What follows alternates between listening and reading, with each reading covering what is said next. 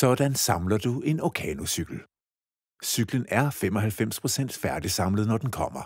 Sadel, pedaler, styr og forhjul er det eneste, der skal monteres.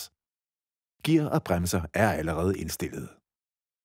Du skal bruge skruetrækker, fastnøgler og umbraco-nøgler til at samle din cykel. Start med at montere sadlen. Husk at sætte sadlen i højde med hoften. Indstil sadlen og skru den fast med umbraco-nøglen. For at fæste styret fjerner du først skruen og det lille dæksel. Sørg for, at styret er helt nede. Fæst skruen på toppen først, så der ikke kommer slør.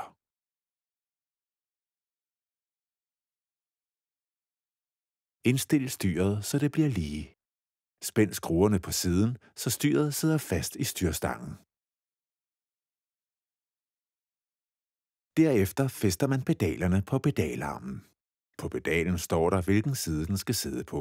R står for højre og L for venstre. Fastgør pedalerne med hænderne i køreretningen. Efterspænd med fastnøgle 15, til den sidder. Husk, det er vigtigt at efterspænde pedalerne igen, efter man har brugt cyklen. Nu skal forhjulet sættes på plads. Skivebremsen skal passes ind på venstre side.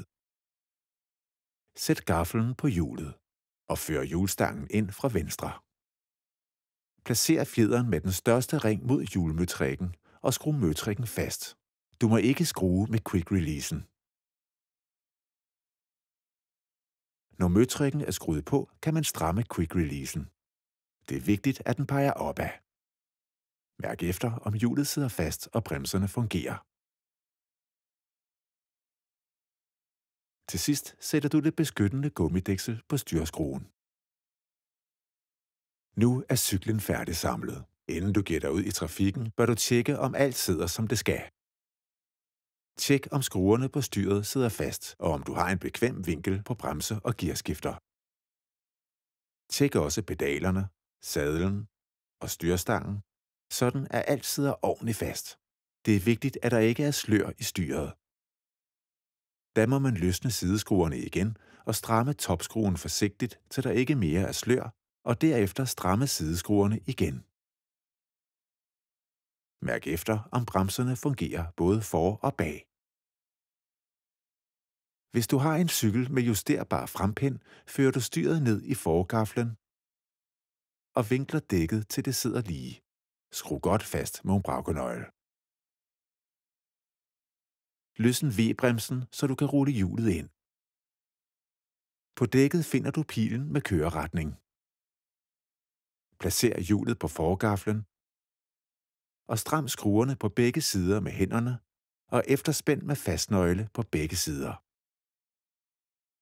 Hæng kablet på V-bremsen igen og prøvebrems, så bremsen fungerer, som den skal.